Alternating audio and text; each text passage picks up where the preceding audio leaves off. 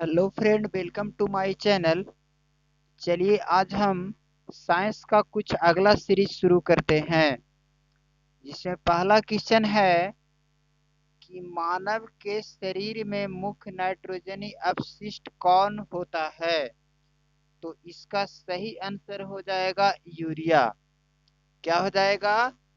Urea. इसका सही answer क्या हो जाएगा? यूरिया हो जाएगा। अगला क्वेश्चन है कि स्तनधारी इनमें यूरिया बनाते हैं। तो इसका सही आंसर होगा यकृत। स्तनधारी क्या करते हैं? यकृत में यूरिया बनाते हैं। किसमें बनाते हैं? यकृत का मतलब क्या होता है? लीवर होता है। अगला, मानव शरीर में नाइट्रोजनी अपशिष्ट को हटाने के लिए कौन सा अंग जिम्मेदार है? तो इसका सही आंसर हो जाएगा गुर्दा। क्या बोलते हैं? गुर्दा, जिसको क्या बोलते हैं? किडनी कहा जाता है। क्या कहा जाता है? किडनी। आगे बढ़ते हैं।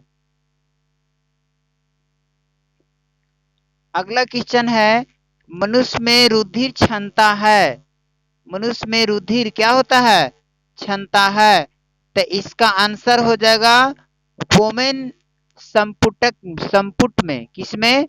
वोमेन संपुट में क्या होता है? रुधिर क्षमता है।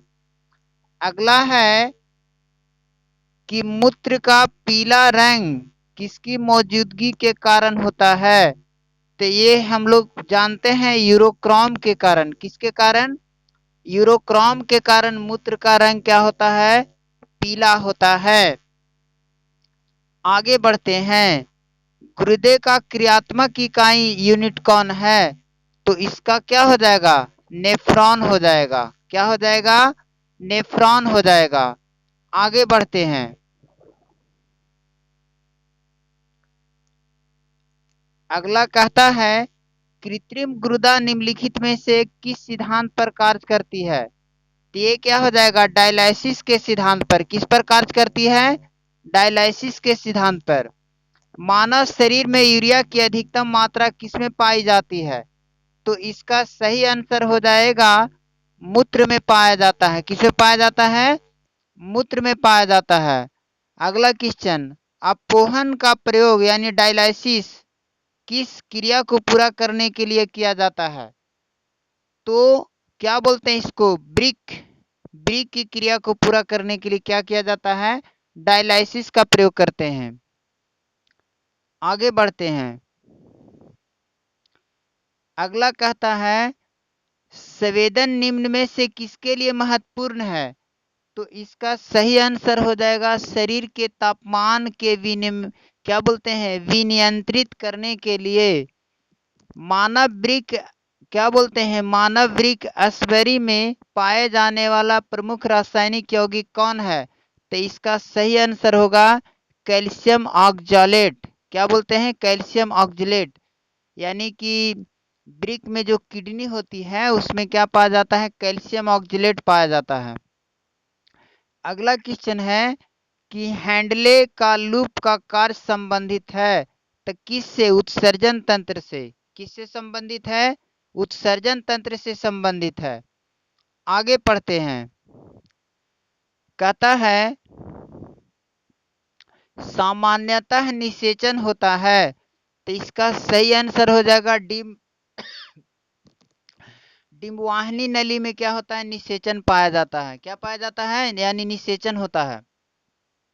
गर्भाशय में विकसित हो रहे भ्रूण को किस संरचना द्वारा पोषण मिलता है? तो इसका सही आंसर क्या हो जाएगा? प्लेसेंटा के द्वारा। किसके द्वारा?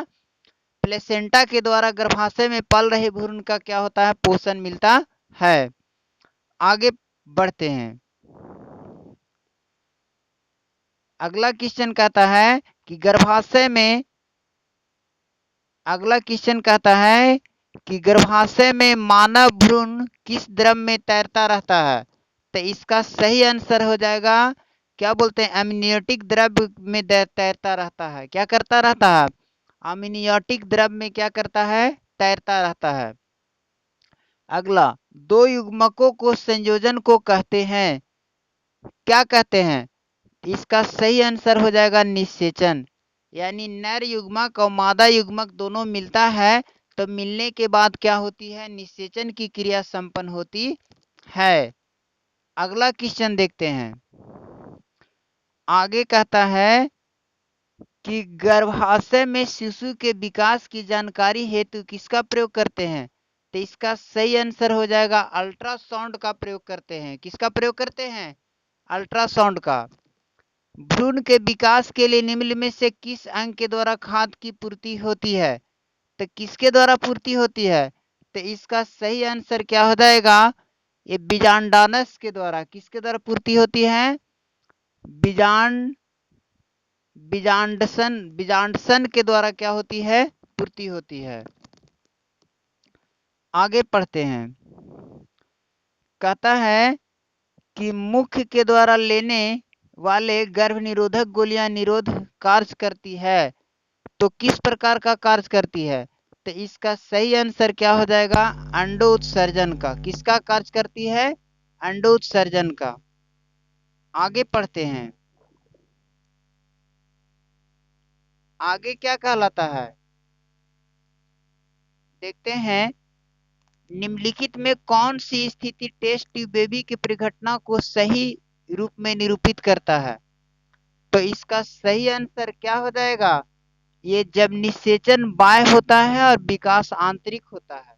यानी निषेचन क्या किया जाता है, नर युग्मक और मादा युग्मक को एक ट्यूब में लेकर के, एक फॉलोपियन नली में लेकर के निषेचित कराया जाता है, और निषेचित जो होता है, निषेचित शुक्राणु अंडाणु को ही फिर मादा के गर्भाशय में, यूटेरस में क्या करते हैं, डाल दिया जाता है। बच्चों का लिंग निर्धारण किससे होता है, तो इसमें क्या हो जाएगा, सही आंसर क्या हो जाएगा, गुणसूत्र से।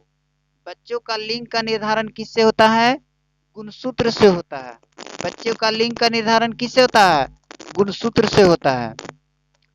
आगे हम देखते हैं। कहता है मनुष्य में गर्भकाल होता है, तो ये तो सबको जानता है, 9 महीना का होता है, यानी 9 मंथ का होता है। स्त्रियों को नसबंदी को कहा जाता है, तो स्त्रियों को नसबंदी को क्या कहते हैं, तो इसका सही आंसर हो जाएगा ट्यूबेक्टोमी। क्या कहते हैं, ट्यूबेक्टोमी। स्त्रियों की नसबंदी को क्या कहा जाता है, ट्यूबेक्टोमी। पुरुषों की नसबंदी को क्या कहते हैं, तो इसका सही आंसर होगा वैसेक्टोमी। पुरुषों की नसबंदी को क्या कहते हैं, वैसेक्टोमी। अगला, प्रथम प्रखनली शिशु का नाम क्या था, तो इसका सही आंसर हो जाएगा लुइस। क्या नाम था इसका सही आंसर, लुइस। अगला है कि एमिनेटिस, क्या बोलते हैं, एमियोसेंटोसिस एक तरीका है जो बताता है भ्रूण के लिंग को। क्या बताता है, भ्रूण को लिंग को बताता है। आगे देखते हैं। कहता है मनुष्य के शरीर में पाए जाने वाले कौन से ग्रंथि वाहिनी विहीन होता है, मनुष्य के शरीर में पाए जाने वाली कौन सी ग्रंथि वाहिनी विहीन होता है, तो इसका सही आंसर हो जाएगा अंतःस्रावी ग्रंथि। कौन ग्रंथि, अंतःस्रावी ग्रंथि। आगे पढ़ते हैं। वाहिनी विहीन ग्रंथि के स्रवन को क्या कहते हैं, तो इसका सही आंसर हो जाएगा हार्मोन कहा जाता है। क्या कहा जाता है, हार्मोन कहा जाता है। अगला है, इनमें कौन अंतःस्रावी ग्रंथि नहीं है, तो इसका सही आंसर होगा यकृत अंतःस्रावी ग्रंथि नहीं है। आगे पढ़ते हैं। कहता अंतःस्रावी ग्रंथि को अन्य किस नाम से जाना जाता है, तो इसका सही आंसर हो जाएगा, क्या हो जाएगा इसका सही आंसर, वाहिनी विहीन ग्रंथि। अंतःस्रावी ग्रंथि को क्या कहते हैं, वाहिनी विहीन ग्रंथि कहा जाता है। आगे देखते हैं 51 का, 151 का देखते हैं। इसका सही आंसर हो जाएगा निम्नलिखित में कौन एक ग्रंथि नहीं है, तो क्या है, यह जठर एक ग्रंथि नहीं, बल्कि जठर क्या है, एक रस है। जठर क्या है, एक रस है। निम्न मानव शरीर की किस ग्रंथि को मास्टर ग्रंथि कहा जाता है, तो पता है कि पीयूष ग्रंथि को क्या कहा जाता है? मास्टर ग्रंथि कहा जाता है। पीयूष ग्रंथि को क्या कहा जाता है? मास्टर ग्रंथि कहा जाता है। आगे पढ़ते हैं। मनुष्य के शरीर की सबसे छोटी ग्रंथि को क्या कहा जाता है? तो इसका सही आंसर क्या हो जाएगा? सी। क्या बोलते हैं इसका? पिट्यूटरी ग्रंथि। मनुष्य की शरीर की सबसे छोटी ग्रंथि को क्या कहते हैं? पिट्यूटरी ग्रंथि कहते हैं। क्या बोलते हैं?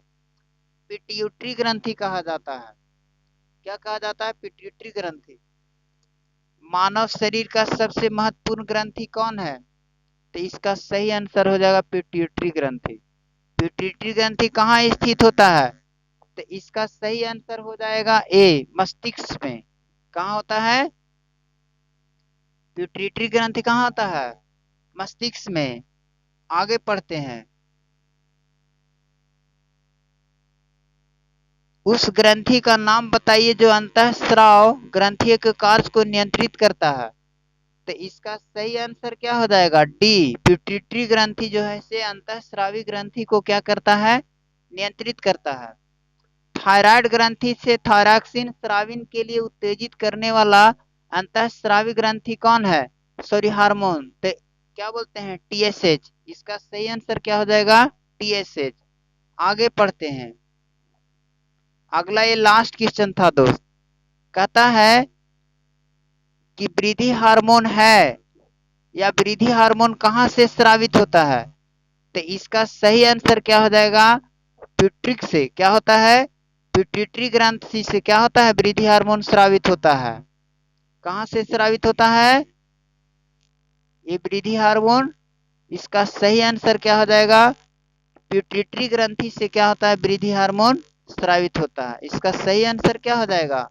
पिट्यूटरी ग्रंथि से वृद्धि हार्मोन स्रावित होता है। तो आगे मिलते हैं दोस्तों अगले क्लास में। आज का क्लास यहीं तक रहता है। धन्यवाद। मिलते हैं अगले क्लास में।